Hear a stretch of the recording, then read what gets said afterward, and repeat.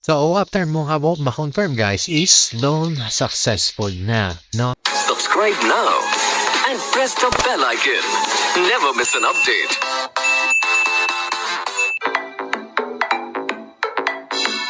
Hello guys, what's up? This is Papa Sep TV and for today's video, ang pag-uusapan natin is tungkol kay GCash. So, paano nga ba umutang kay GCash or mag-G-loan? So, yan yung pag-uusapan natin. Siyempre, bago ang lahat is punta tayo sa application natin at mag-login. So, lalagin lang tayo guys. Here, nakapag-login na tayo is kung makikita nyo dyan guys is makikita nyo si Varo and si G-Loan. So, i-click lang natin si G-Loan. Yan yung may red na circle. Click lang natin siya. So, after nga maklik si G-Loan is pupunta tayo dito kay Varo, si G-Loan. So, i-click natin ulit kay circle si G-Loan. Katabi ni G-Credit. Yan, click lang natin siya. But guys, is mapupunta kayo dito sa G-Loan application. Yan, pipinapan nyo lang yan. Application na yan. Dapat complete name, number, address, yung email mo.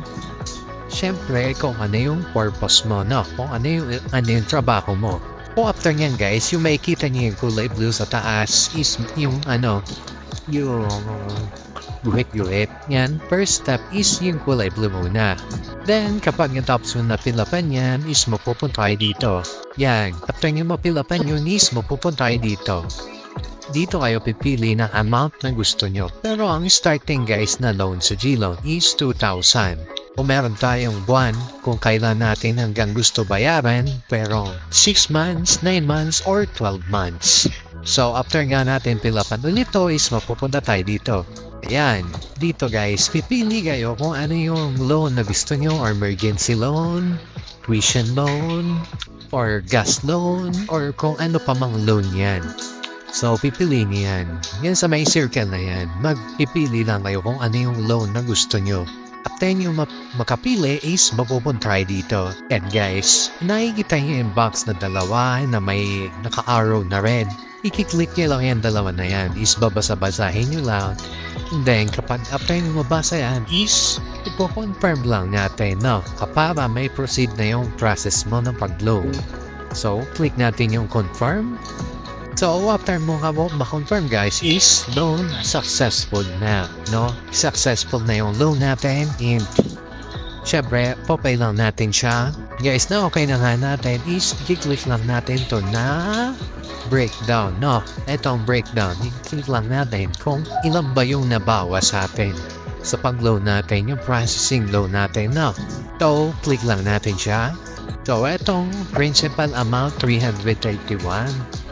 And interest, medyo malaki din pala, no, guys. So, bale, kapag binayaran mo siya ng buo sa isang buwan na is 2,600, no?